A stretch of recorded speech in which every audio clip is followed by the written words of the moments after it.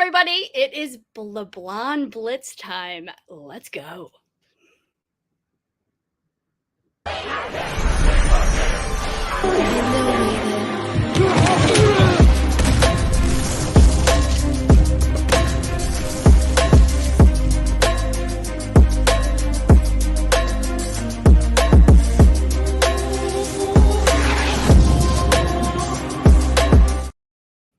Hello, everyone, and welcome to season 2 of the Blonde Blitz. I am your host, Deb Whitcas. Unfortunately, Nikki decided to move on to some other sports opportunities. You can still catch her and Dan on Thunder and Lightning, of course, every Monday night here on that sports podcast network. I wish both of them the absolute best. We had a great time last season, but looking forward to this season. With that being said, I've got a great show for you guys tonight. My special guest and my co-host is the founder and president of Off the Field NFL Wives Association. Her name is Cynthia Zordish. She's also the founder of the NFL Thread, a private platform for NFL women to connect. She's married to former 12-year vet of the NFL safety, Michael Zordish, also from Penn State, also go Birds. I'll have a different co-host from NFL Wives every single week. We might actually get a pop in from their husbands as well. So super excited about that. So I will be interviewing Cynthia today on the show. I also have some other friends. Comedian Eric Hassan will be here to give us a funny take on NFL Week 1. Sports betting expert Alex White will also be here. She will tell us your best bet for Week 2 for the NFL. And finally, former NFL tight end from the Titans and the Buccaneers, Ben Troop, will be here to help Cynthia and I out on some hot takes and also some Week 2 picks. But first, NFL headlines.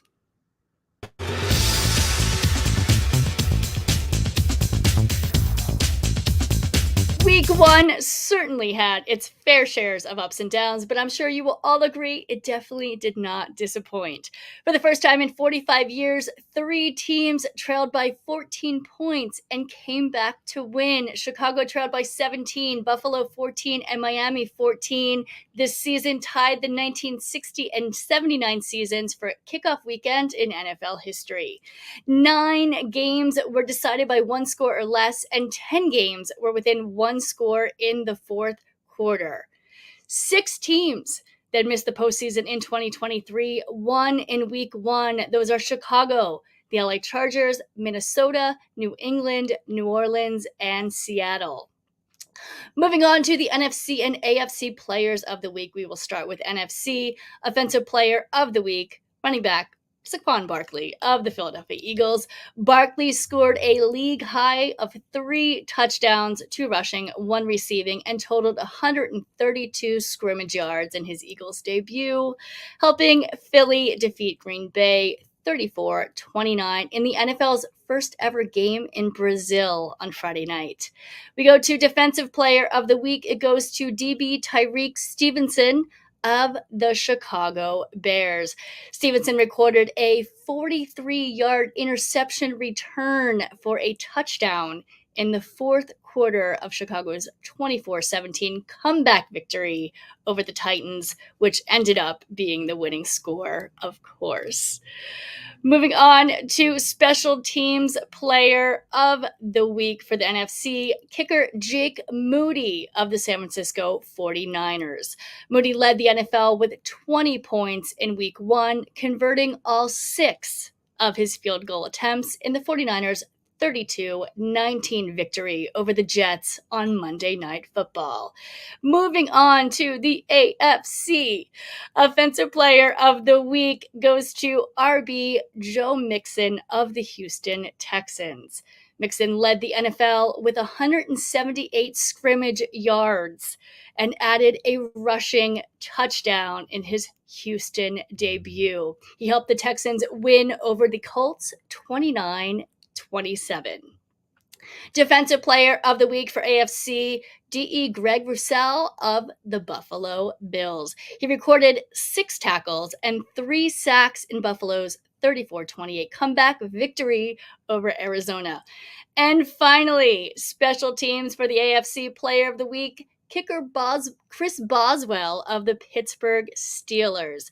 Boswell accounted for all of the Pittsburgh's points in their 18-10 victory over Atlanta with 6 field goals, 5 of which were 40 yards or longer, and 3 of which were 50 yards or longer. Boswell became one of the first 2 kickers of all time to make 3 50-yard field goals in a season-opening game. Looking forward to week 2.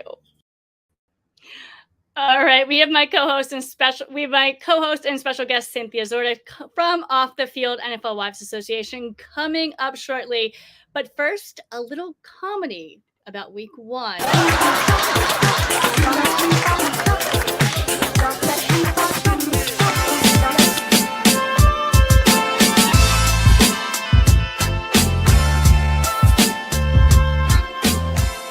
Well, thanks a lot, Deb. I'm Eric Casson here from New York Minute Podcast. That's NEWYRKMIN on Instagram. Here with the New York Football Report, and it's going to be ugly. A Sam Darnold-led Vikings whitewashes the Giants in their own stadium by 20 points this weekend. I'll tell you this, Danny Dimes, Tony Cutlets, Joey Calzone, whoever the Giants put in at quarterback, it's not going to make a difference with that offensive line. And where was the defense over the weekend? I'll tell you this, Dable is hitching his wagon to Daniel Jones, and that bad boy is sinking. Well, talking about teams that usually never live up to expectations, my team, the New York Jets, just end the season. We got a 41-year-old quarterback that looks like the Tin Man on the heels of an Achilles injury. Where was this world-class defense I was hearing all about? Listen, I will tell you this. If you're a football fan in New York this year, just remember, the beatings will continue until morale improves, baby, because it's going to be a long season. It's going to be another long season of the Jets. God damn it, the Jets suck again. But what if I told you I have something to help you out? It's called Hybertol. Maybe something that you could take in week 1 and sleep through the whole season so you don't have to live through terrible, crazy football. And remember, guys, you can catch me here every week on the Blonde Blitz. Hope you enjoy the video. Football season is the best time of year. Until it's over. Now it's back to spending quality time with the family, and God knows you dread that. Now that football's over, babe, we can go to Madison's communion with the whole fam. Oh, and you can sit with me for mani-pedi, and we have brunch with my cousin's best friend and her kids. And we can try pottery like in Ghost and go to a lavender farm. Oh, can you grab my purse, babe? Don't take your own life, just take Hybertol. In a new, easy-to-drink, 3-gallon dose, it will knock you out from the Lombardi lift to the kickoff of next year. Side effects may include unemployment, divorce, bed sores, shingles, measles, mumps, polio, Ebola, hay fever, typhoid, smallpox, big pox, blue pox, chicken pox, black plague, scurvy, and Richard Dreyfuss syndrome. Thanks, Hybertol. Hybertol. Fast forward through life's off-season. This just in, shares about 102. All right, just a little bit of something there from Eric Casson to lighten up the mood a little bit.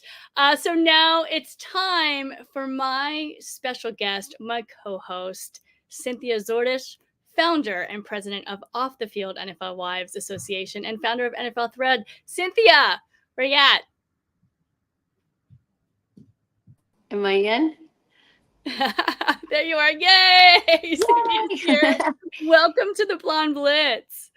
Thank you so much. It's so nice to be here. I want to make sure that it's clear that although I am so proud to be the president of Off the Field NFL Wives, I'm certainly not the founder in that it's over 23 years old, and Sharice Brown, Ramonda Jordan, and Ashley Brown are the founders, and they Okay. have done such a fantastic job of carrying on the torch and keeping everything moving in such a growing direction with off the field. So I'm very proud to be the president, and so I just want to make sure that clear and give kudos to them. But thank you for having me. Absolutely. And I Mhm. met Sharice and Yolanda the during Super Bowl.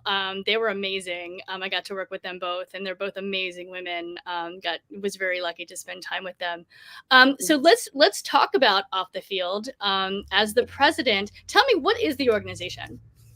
So really and truly, it's made up of a group of dynamic NFL women. It's spouses and wives of NFL players, and that could be former or current. And really, it's about going out into the community, impacting the communities, serving the communities, and serving each other, like offering resources to each other, the opportunity to connect and grow and elevate each other.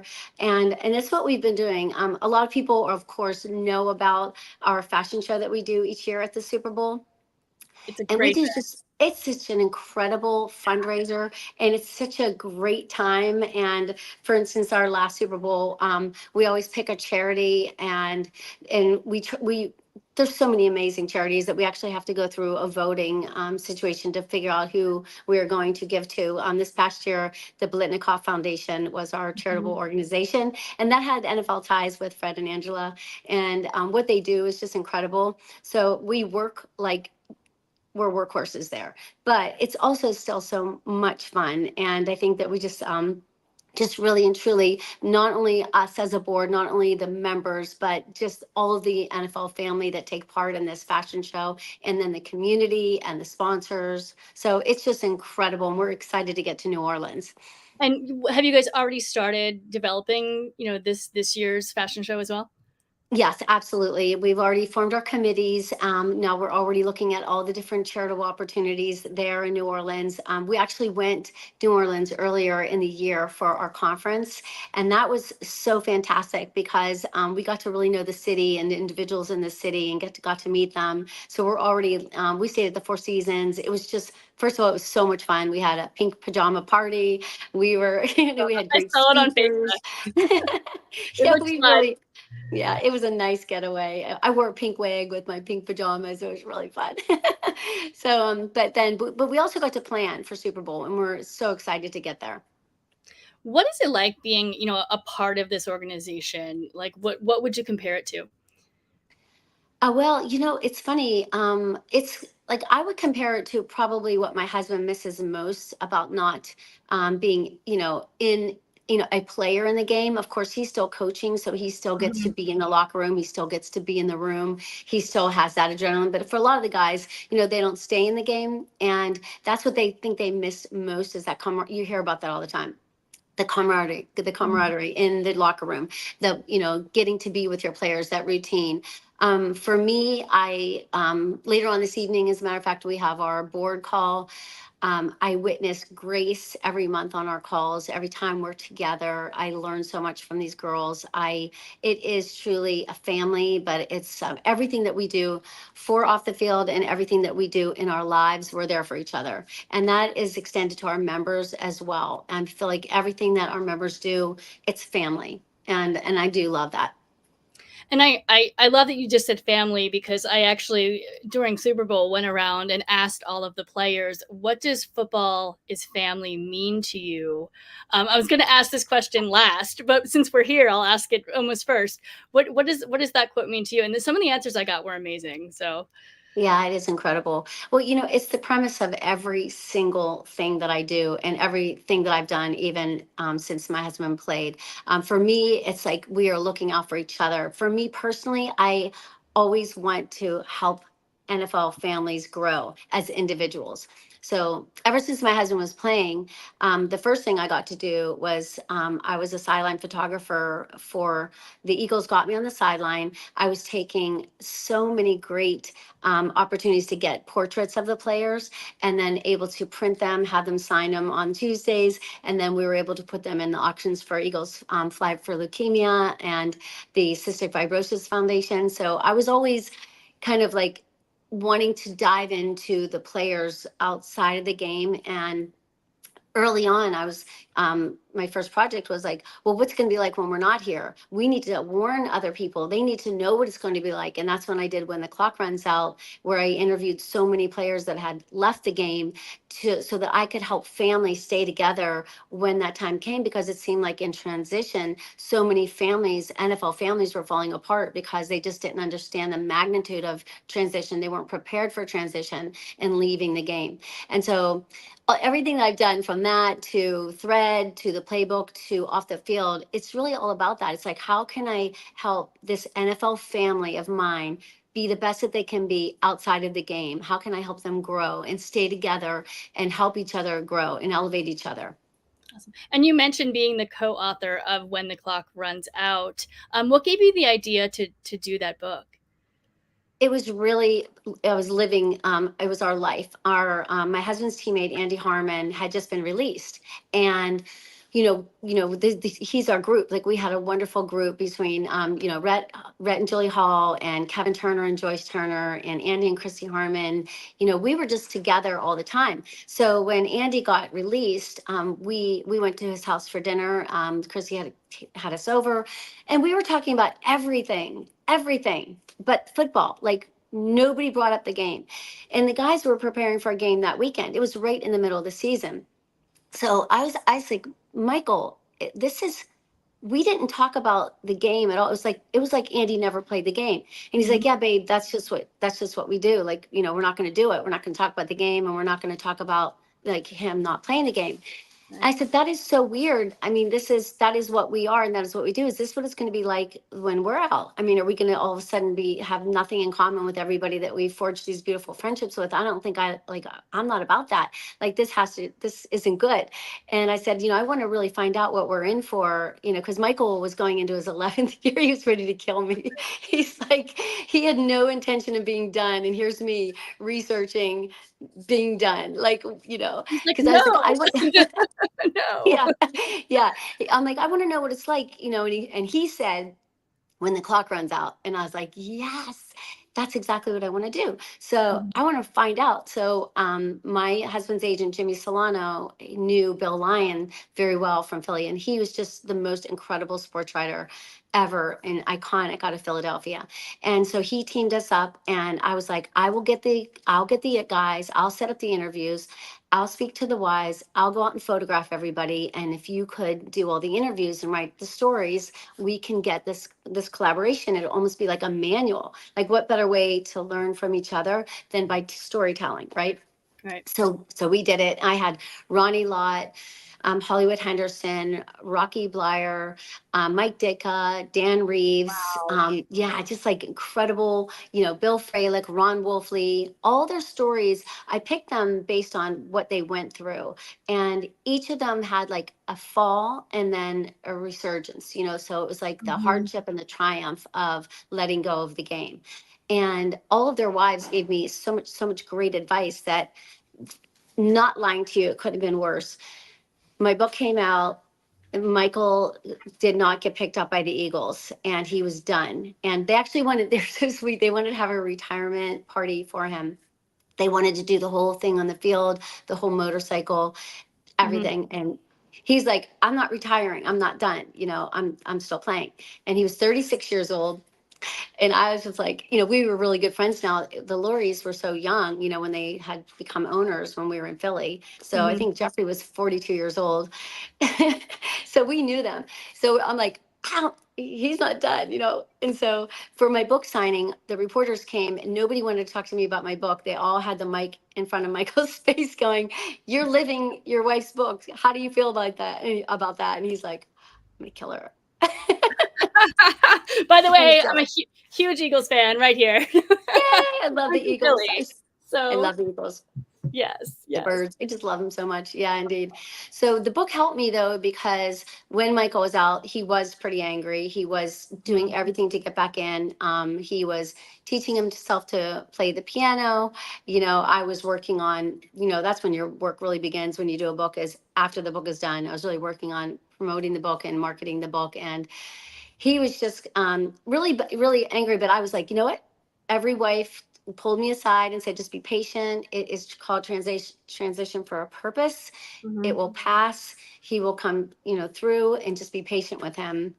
And I thought it really helped me. So I was really happy about the book, that I actually could see for myself that, it's good to learn from each other, these stories. Great. And now your husband, he is the assistant coach for Central Michigan University, correct? Exactly. Yep. And Indeed. and he obviously still in football. How does he? Oh, it's been incredible. It's been a great ride because after he was finished with the Eagles, he then coached my sons all through high school until they got to their college years. And they went to I think it was 6 state champions, not because of my husband alone. My goodness, you wouldn't believe the staff we had here at Cardinal Mooney in Youngstown, Ohio. Youngstown's crazy with coaches. Yeah. We have Bo Pelini, we have the Stoops brothers, we have incredible coaches. And my husband was with Cardinal Mooney with all these great coaches. In fact, one of the Stoops brothers was one of the coaches, Ronnie. We won so many state championships. He had a blast. And then as soon as they were done, Jimmy Johnson, who was one of Michael's coaches, called and brought him to Philadelphia. So he coached in Philly for 5 seasons with the Eagles. So we were back in Philly, which was so great. At the same time, my boys were playing. My son Michael was at Penn State. My son Alex was at the University at Buffalo. So we were just I was just on this trifecta of just going to all these crazy games. And then he left the Eagles when Andy left and went over to Kansas City, which has been insane and awesome. Yeah. And then he went to the University of Michigan with Coach Harbaugh. We were there for we were there for 6 seasons. And then he just went with Mac to Central Michigan. So it's been a really fun football ride for us. Awesome. And you're also the founder of NFL Thread. Tell me about that. Right. Thread is pretty much like the LinkedIn for NFL women. And it's really where are you? What are you doing? How can I find you to either work with you, get to know you, just kind of how can we help promote each other? And that stemmed from a really exciting situation in that I was with Troy Vincent, which he's another Eagle. I love saying all these Eagles names. Bringing me back. Yeah. I love it. Yeah, he's just incredible. Everything that I do, he is just he's so supportive, and he's so supportive of NFL women. And when when my son Michael Vincent went to the Panthers, he got a pamphlet that was incredible. It was called Q5, and it was everything he needed to know. But it was in the back of his truck. I was cleaning out his truck, and it was just thrown back there. And I said, Michael, did you see this? This is incredible. All of these resources and all this information. And he was like, yeah, no, no, of all the things that I did not look at that, And so I was like, this is crazy. You really need to be a part of this. But I feel personally that when it comes to stuff like that, the women are really going to really look into it, research it, and put it in front of them, put under their nose, get them to get involved in things like boot camps and and everything that they have to offer. There's so much that they offer NFL players now to prepare them early on for life after, so I was talking to Troy, and I was like, Troy, listen, this thing that Michael Vincent got, this is so great, but I feel like it needs to get to the women. If you get it to the women too, the moms will get the information, the spouses will get the wives will get them the information. And he's like, this is crazy because I just started the Women's Resource Initiative. Do you want to jump in? And so I was like, absolutely. So I started writing for the Women's Resource Initiative that Troy founded.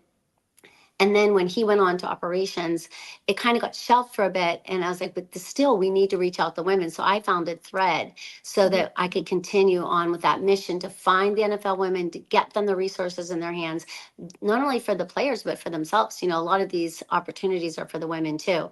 And it's been so much fun. And that's how I actually met off the field, because I was reaching out to Erica Laster, who was the president at the time, to say, hey, I want to help promote what you're doing.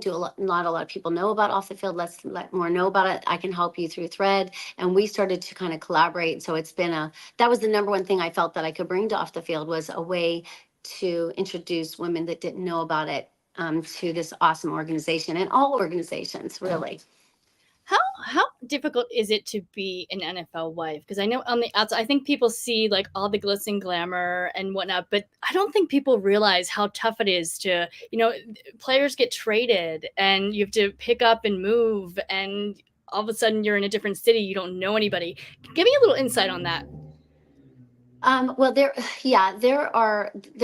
they're individuals and they're family people first. Yeah, So in exactly. a lot of cases, especially today, I think with social media, you've got to be really thick-skinned and you've got to separate the noise of opinion from the reality, of Mhm. the game and of your life. So like probably the best thing is to not pay attention to any of that and just to kind of live your life.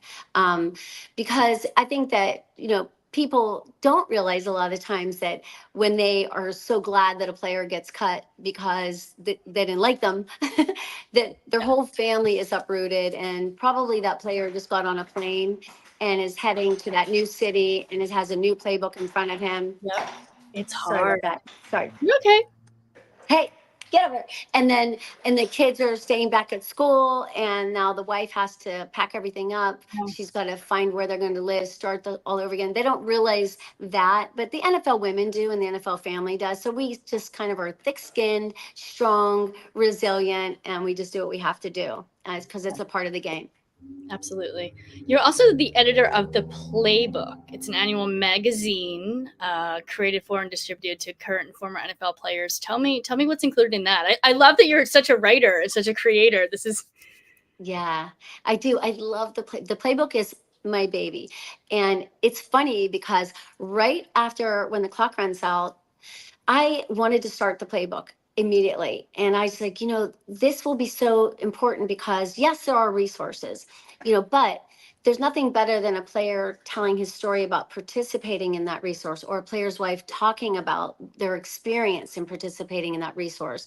So like say for instance, it was the tuition reimbursement, fund. So you have that, but what about a story about a player who actually got his master's and took advantage of the tuition reimbursement? And let's see what he's doing today and let's see how that helped him. So I wanted to do that when when the clock runs out. I ran into this guy and he was an agent and I was telling him all about it. And he said, Cindy, why don't you just go home and raise your kids? So I was like, oh my gosh, that's so rude. You just said that to me. Like, I can't believe you just said that to me. right. And, but I actually thought about it after he said it. And I was like, I just did when the clock runs out. My kids were at this awesome age. They were doing so many great things. And I was like, I'm going to shelve this and I'm going to like do other things that don't take me so much out of the loop at home. And I did that. And so I'm really proud of it and I only tell that story because it's okay to make a family decision, and it's also okay to shelf a really great idea, and it will come back to you when it's the right time. Mm-hmm. And Timing is and I everything. yeah, I feel like. so, and it is important to me. It is my baby. It is the playbook. It is a life-size magazine, and it is full of stories of NFL spouses and players and the things that they are doing on the off season. So it's kind of like your off season playbook. So it's like, what can you do to invest in yourself during the off season? Well, here's what 25 other people are doing that you can read their stories, and maybe that will trigger something inside of you like, I want to do that. And so you can call that person and say, hey, can I talk to you more about your business you started, your nonprofit you started? Can I talk to you about that job shadow experience? Can I talk to you about broadcast boot camp? Can you tell me like what I can do? So doing these stories, it's printed annually. It's distributed through NFL Player Engagement to all current NFL players. And it's also available as a digital. And like I went and got so look what I got. You're going to love this. Go Even ahead. though, so this was Life magazine. There's Joe Namath, right? Love it. Oh my Right? goodness. Right? And then this is the playbook. Wow. Oh wow. Oh my Right? goodness, that's amazing.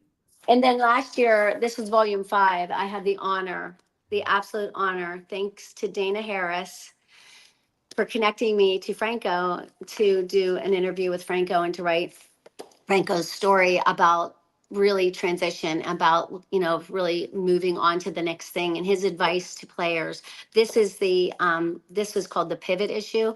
And it's really about all players today, kind of like revisiting when the clock runs out and helping Mhm. like what is it like when you're done? Well, how do you pivot? What is the next thing you do? And the advice is just incredible. But it was like, I'm a Pittsburgh girl. So for me, every time he said my name in the interview, I was just like, you know, I cannot believe I'm talking to Franco Harris. And now, because of this, I got to meet Dana. And now I feel that way every time I talk to Dana. I just feel like I've got a friend in her and she's just the most amazing person. I So, love it. I love yeah. it. Hmm. And most recently, you authored a children's book, right? Your first children's book. It's called A Bee in a Matchbox. Yes. Interesting title. Doesn't have anything to do with football, right? I know, right? But I mean, Yes. it's all good. It's a true story of an unlikely friendship that unfolded right before your eyes. It teaches valuable lessons about acceptance and love, which you could bring into the football equation. But tell me about the book. Yeah, that was a pure joy, and it was an accident. Like it really did truly happen right in front of me. My son has an Italian Mastiff, big, huge Chucky dog. He's huge, and everybody's afraid of him for sure. He's really big. He is scary. And the one day I was sitting in the rocking chair right in front of the big windows, and this bee was coming in, and it was coming in through the vent. And so I noticed that Chucky started playing with this bee, and I was laughing, so my son was home and I'm like, Alex, get a load of Chucky, look at him playing with this bee. Well, then all of a sudden his big paw caught the bee and it was like twirling down. It's like Oh so no. sad. And Chucky was kind of like looking at it and everything, and I screamed for Alex. I'm like, Alex, the bee. So my son runs in and he takes the matches off the coffee table and throws them, and then he scoops his bee up. And I was like, oh my God, look how precious that is. It's like a little bed, right? So I went Oh, on and I'm searching, how do you save a bee? And so it's oh like my water, goodness. Lucky it water, didn't get honey, and a stung. flower to save Right. a bee. And we're like nursing Oh, this bee. So I've we done it, set it to be there, honest. and it was just so cute. It Yeah. was ridiculous. So it sat there for a little bit, a couple hours, and then all of a sudden we went to check it out and it was gone. Oh wow. So, the next morning I went to go work, and I just kind of was like, that was just so cute what happened last night. So I had to write it down in story form. And in the end, I don't know, it took 10 minutes. I swear it was like 10 minutes, and I wrote it down, and I was like, oh my goodness, this is such an important story, an important message, Mhm. because really it was like, the way the story unfolded was, stay away from bees, they'll sting you. And the message for the bee was, stay away from dogs, they'll bite you. And they're like, this is so sad, because during the time that the bee was recuperating, I had Chucky there, and they were talking about each other's lives, and they were getting to know each other. And the bee sentiment was, all this time I could have been playing with him and riding on his back, but I was taught to be afraid of dogs. And the dog was thinking, all this time that I could have been like, this could have been my buddy, but I was taught to be afraid of bees. And I just thought it was just a really sweet lesson for our children. Mhm. And it has been the most beautiful experience, because my favorite thing is going into the schools. We bring Chucky. We Oh. give away all these little bees, and we present them in this matchbox, and we just give them to the teacher, and the teacher hands out all these little bees. And so we read the story, and then we do this question afterwards, and we just talk about, usually it starts off with how afraid they were of bees and how scared and Mhm. situations they had with bees. And then they talk about how many times a dog almost bit them, and they just talk about this fear. And then it was like, how many of you kids met somebody here in school that you never thought would be your best friend ever in a whole, and they all start laughing and they raise their hands and they're pointing at each other, and then I have them talk about who their best friends are and why they might have thought that they wouldn't be their best friend and why they are their best friend now. So it ends up being this great conversation about unlikely friendships and really getting to know each other first before Mhm. deciding that somebody is either scary or not scary, good or bad, a friend or not a friend. And it's been wonderful. It's been so much fun. I love it. I love it. Can you equate anything from the book to football at all? Any Well, lesson? definitely. I mean, for the NFL wives especially, I can say that when you're a young rookie wife, usually you're the girlfriend. So you're not even the wife.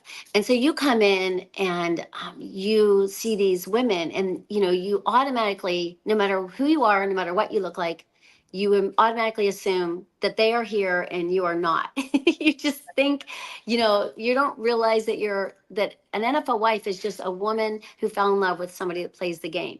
There's not a prototype. It's just a person who happened to fall in love with somebody who's playing the game. So when I talk to NFL wives, if you could talk to your younger self, what would you say? It's like, just go up and say hello.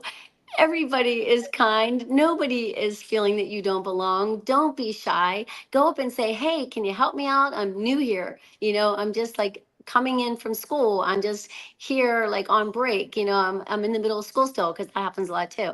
So yes, that is the same situation. Like when you come into a new team, when you come into like your rookie season, don't be afraid. They're just a bunch of awesome girls who were once just in the spot that you're in, and don't be afraid to just smile and say hi. Awesome. Thank you so much, Cynthia. Where can everyone buy your book, first of all? And then I want you to give out your socials as well. Oh, thank you so much. Yeah, everything that I do, and even leading to off the field as well, that I will give you off the fields information, but everything that I do is on nflthread.com. So from there, you can find the playbook. You can find our flag football game that's coming up for the Super Bowl. You can find off the field. You can find a being a matchbox and when the clock runs out. So everything that I do, I just put on the site. So thank goodness for it. And then off the field is offthefieldnflwa.org. And so if anybody's interested in joining, you can join right from the site. If anybody's interested in the fashion show, follow Off the Field NFL Wives Association on Instagram. Me, I'm NFL Thread on Instagram.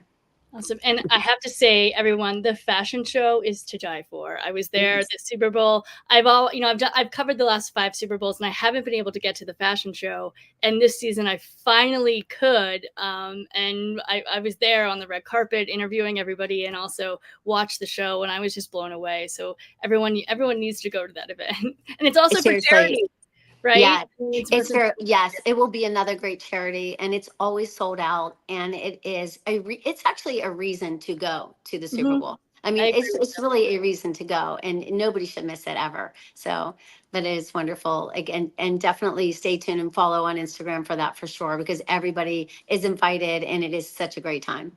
Awesome. Well, Cynthia, thank you so much for joining me today on the Blonde Blitz. I appreciate you so much. Thank you so much. Of course.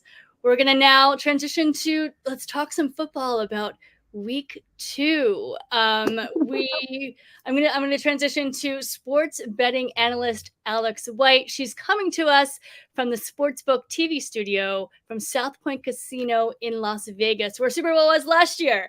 Alex, where should everybody put their money this week? Let me know.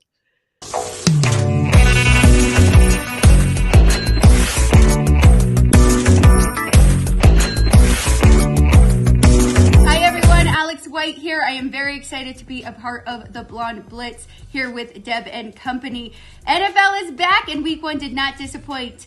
I'm looking forward to this second week, and I'm going to give you a best bet. I'm not going to make you wait till Sunday. It is Thursday night football. Buffalo Bills at Miami. Dolphins are a 2-point favorite.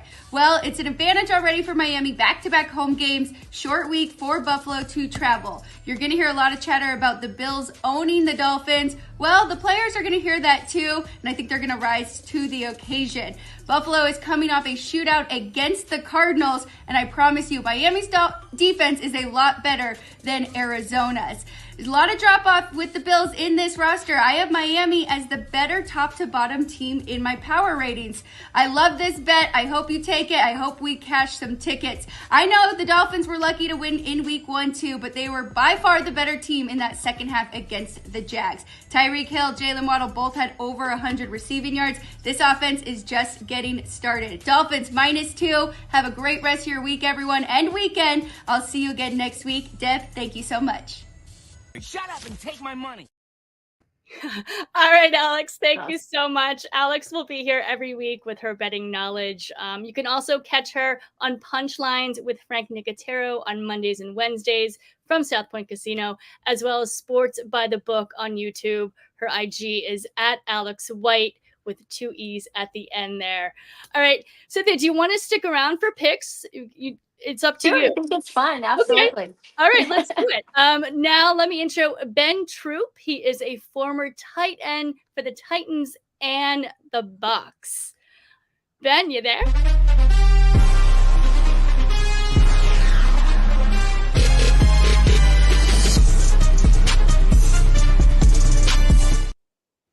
Hello, Ben. How are you? How you doing? How you doing? How you doing? I am here.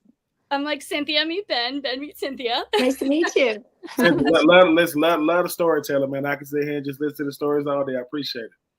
Of course. No, she did such a great job. So let's go to we got through week 1. Let's get to week 2. We've got tomorrow night the Bills at the Dolphins. Ben, what are you thinking? I mean, I just heard the analytics talking about, you shouldn't go with the Dolphins. I mean, you should go with the Dolphins because they hearing how the Bills have owned them. But last time I checked, the guy that's owned them has been Josh Allen. Who's the quarterback for the Bills? Yep. Josh Allen. And the guy who hasn't had success against them has been Tua. Now, I get it. Week 1, it was a slugfest with the Bills in Arizona. Kyler Murray not throwing the ball to Marvin Harrison Jr., Tyreek Hill getting arrested before the game and getting going out and having an incredible game. Just a lot going on. But here's the thing, though. It's not a rival until the other team win consistently. I know that Tua got his money in the offseason. I know that playing motivated football in the National Football League, everybody's good. This notion of, oh, man, the players are going to hear about it all week. Okay, they still got to go out there and play. I love what Miami's doing. I like the fact that they are at home. But I live in reality, not perception. I think that Josh Allen is going to have another big game because he finds a way to make a play in the fourth quarter. I think it's going to be a nail biter, but I will go with the Bills. Okay. All right. Cynthia, any thoughts? No, that's great. And I love Sean McDermott, so that could be great. Awesome. Well, I think, obviously both playoff contenders for AFC East, both came back from, double digits.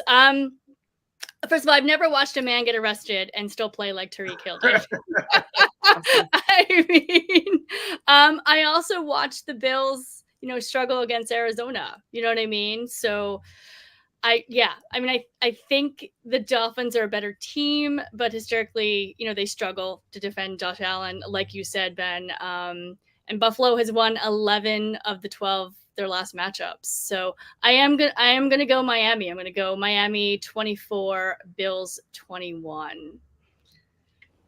So I like you have spoken. I mean, listen, I just want a good game, and hopefully Tyreek, he'll drive a car that's not as fast. He'll drive the speed limit, and he'll just get to go into the stadium. He's gonna have every Miami-Dade County police officer on high alert, saying, "Listen, look for an all-black Lamborghini traveling at high speeds." So, was that just wild though? I have him on my fantasy league, right? And I was like, "There's no, the Dolphins are gonna win. We'll be fine. I'll be fine."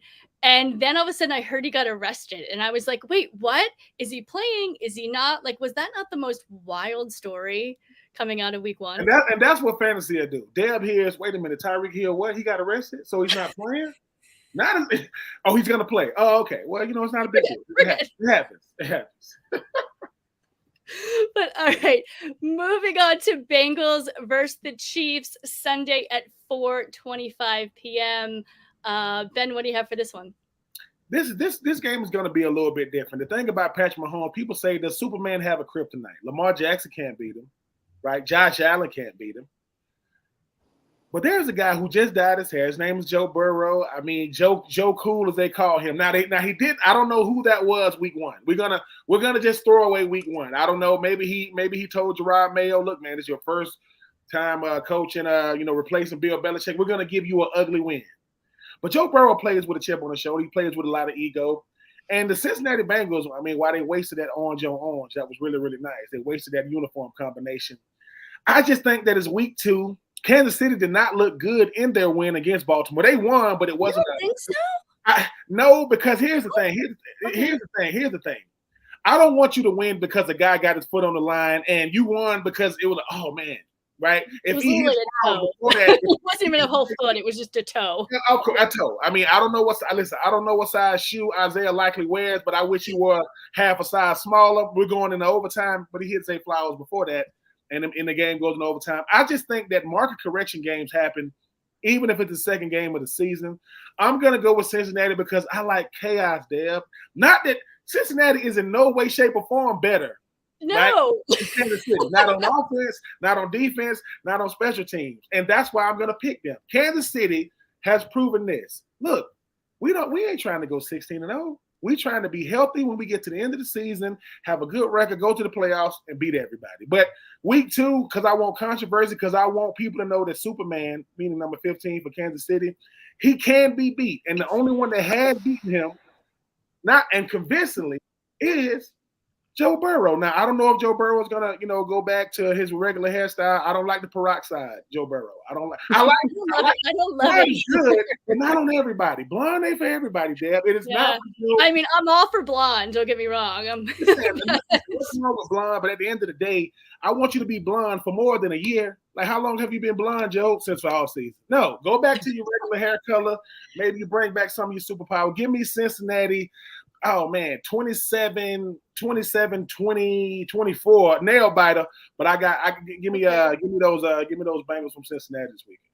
All right. Well, I'm complete opposite of you. I have the Chiefs favored by 6. So, and everyone thinks they're favored as well. I think the Chiefs look good. I said, Ben, on your show last week that, I didn't think the Super Bowl slum was going to happen. It didn't. They came hot out of the gate. But I see your point. I mean, the score was, it was almost tied. If he would have caught if the toe would have been in, it would have went into overtime.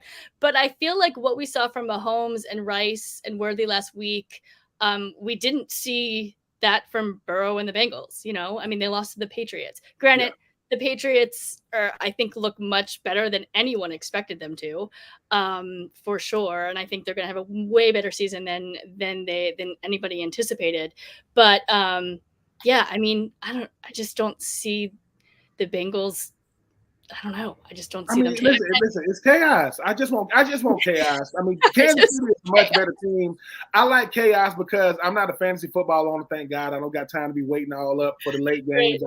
I love my sleep, and I'm gonna do my best to get as much as I possibly can. So I'm not sitting up saying, "Hey man, I got DK Metcalf playing in the late game." No, I'm gonna let y'all handle the fantasy football leagues, but. Listen, in no way, shape, or form am I saying Cincinnati is better than Kansas City. I just like chaos. No, just like New England ain't better than Cincinnati, but New England beat them. Yeah. I'm a Falcons fan, man. Yeah. I want to see good. I want to see good football. Yeah, come on. I get it. Cynthia, are you a chaos lover as well? What are your thoughts on this game? Yeah, I mean, so I'm all about like the people that I know. So of course, I love Andy Reid and Tammy. So I want them to always do great. And we have a local friend of my son's and one of the Cardinal Mooney players, Donald Delisio, that's assistant DB coach. So I'm excited for him too. So I always want Donald Delisio to win. So I can't help it. No, that's all I pick. Of course. Pick my friends. So I have the Chiefs winning this 31-20. So I don't have much faith in the Bengals at all, I guess, on this one. But, All right. Moving on to Monday Night Football, the Eagles versus the Falcons. So I'm Eagles. Ben is Falcons. Cynthia, your husband, obviously played and coached for the Eagles. So we'll go with you first on this one. What are your thoughts on this game? Yeah, Cynthia, me. Oh, Cynthia, but no, Ben, if you want to go, if whoever wants to. Listen, Cynthia's talking about a real football team, so I want to give her the floor. I'm a Falcons fan. I mean, what do I have to say outside of? Listen, my quarterback name is Kirk Cousins. Come on, man, stop it with the nonsense. Come on. That's beautiful. No, I think this is really fun for me, and anybody that knows me and if they would see me here would be cracking up right now. I want you to definitely get Katie Detmer on here, and she loves to talk the game, and I have to connect you guys because I could see you two going at it, and she just knows everything about every team. But for me, of course, my sister lives in Morristown, New Jersey. They're diehard Eagles fans. I'm When Cherry we were Hill. So there. my family lives in Morristown too. Oh, That's great. really? Yeah. That's Mhm. crazy. Oh, Yeah. we had a blast there. And so, yeah, I always want the Eagles to win. I love everybody in the organization. So absolutely, I hope the Eagles do really well. Awesome.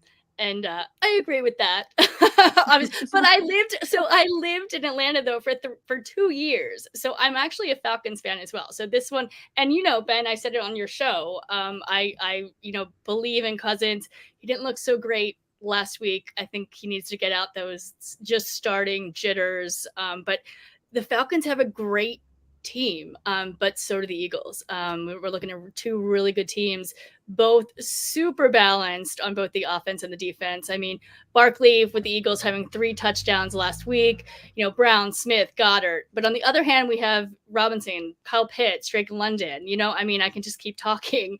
I think both of these teams struggled a little bit in both of the openers.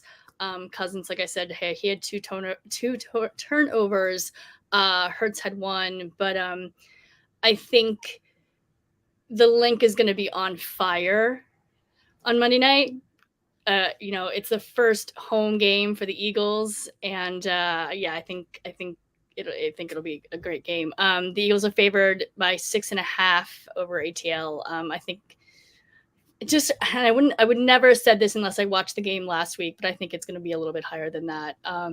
But I do think Atlanta plays a better game than they did last week, and I think they're going to try to keep it close. So I'm going Eagles 27, Atlanta 19. That's being generous. I appreciate your generosity saying 27-19. I really, really do. Saquon Barkley is a different type of human being, and he showed it in week 1, right? And this is on a bad surface, by the way. The Eagles, they're on a bad surface. They're still finding a way to get it done. What makes the Eagles dangerous is it's not Saquon Barkley. It's not Jalen Hurts. It's A.J. Brown. A.J. Brown could take a hitch 70, 80. I don't know how these DBs won't double him. But I think the thing about the Eagles defense that I'm looking forward to seeing is they're going to have a plan for Bijan Robinson. They're going to make Atlanta one-dimensional. They're going to make Kirk Cousins beat them through the air. And Kirk Cousins, like you say, he got Drake London, right? He got Ray McLeod. He got Kyle Pitts. But he got to get the ball to him consistently. Eagles are a different team at home. The Eagles going to respect Atlanta, but they're saying, sorry, Atlanta, man. We got postseason dreams on our mind. And while Atlanta made great additions in the offseason, not like the Eagles did. The Eagles, wherever they had problems, the biggest offseason pickup, not named Derrick Henry, was Saquon Barkley. Mm-hmm. I mean, at the end of the day, the New York Football Giants said Daniel Jones or Saquon. They picked Daniel Jones. They're regretting that right now. Saquon Barkley, to me, I think is a generational talent. I think what he can do on the football field and change the whole dynamic. So, yeah, Nick Sirianni and Jalen Hurts, they've gotten their differences put to the side. And as long as Jalen Hurts don't turn the football over and the defense plays halfway, complimentary defense, it's going to be a long night for Atlanta because they're trying to find their identity going against a team that has an identity. That's always dangerous to me in the National Football League. Give me the Eagles. I mean, I'm talking about 35-17. I think it's going to be over well into the third quarter. But, I'm just looking forward to a good game. The whole world gets to watch my Falcons. I don't know what they're going to see. I hope the real Kirk Cousins shows up. Yeah, I just feel like he wasn't ready. Yeah. He was making a lot of pre-snap mistakes, like getting guys lined up. And it's good that he can still have pregame jitters and different things, but I don't think you're trying to get back to your winning ways against an Eagles team that's, hey, man, they coming for everybody, definitely in the NFC. But, Eagles in a big way. Like I said, I think it's going to be a runaway type game. And like I said, A.J. Brown hates nobody. He hates everybody that wears opposite jerseys. Everybody. Yeah, he does. Coaches, he's actually my favorite wide receiver in the league. Yeah, he used to be a Tennessee Titan. And, we don't like good players in Tennessee either. We just trade them away. And they go and get $100 million and go to the Super Bowl. Things like that. Yeah. Well, and Ben, you brought up, obviously, Cousins. There's been a lot of talk of who should be benched after their performance as far as the QBs are concerned. Do you have any thoughts on that? I wanted to see. Like Russell Wilson for Justin Fields. You know what I mean? Kirk Cousins for Penix. Go ahead. Because it's week 1, I think anybody that looked good in week 1 is because, they just had a good surrounding cast around them. I think sometimes it's good to show that you're human. And obviously, when you're a professional athlete, no one wants to hear that human side of things, especially when you're making people get to counting people's money. They gave him $180 million and he's doing this and doing that. Well, he's going up against professionals as well. The best team in football is Kansas City. One of the best coaches in football, if not the best, is Pittsburgh. They got an incredible culture up there. And I was just happy for Justin Fields being an Atlanta guy, being from Kennesaw and being that he grew up a Falcons fan. He get to play against the Falcons. So, I mean, he didn't have his best performance, but he had a great team effort. But I don't think you should bench anybody after week. If Deshaun Watson is playing in week 2, no one should get benched. And I love you, Deshaun. If Deshaun Watson is not getting benched, everybody should be fine because that's a lot of money to look like that. And Deshaun been in the league a long time. So I'm never ever in agreement with benching anybody. Okay. As a person that played in the NFL, Cynthia, your husband played. It is extremely hard to get out there. Yes. I mean, the hardest thing to do in football is to start. The second hardest thing to do is to stay there for a long period of time. So I'm never going to be a fan of benching guys, because I just sometimes, man, the other team just outplay you. Now, just kind of to piggyback off of that question, though, Fields obviously played for Wilson, right? Because he's injured. Do you think that Tomlin should just have him keep playing, or no? For this reason, Justin Fields shows why you need 2 starting quarterbacks. Your starter and your backup need to be good enough to carry the team if somebody gets hurt.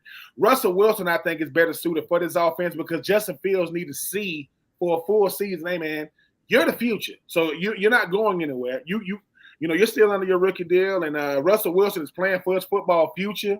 So I think for Justin Fields, he proved to his teammates, hey, man, you guys can depend on me, even if I'm doing, look.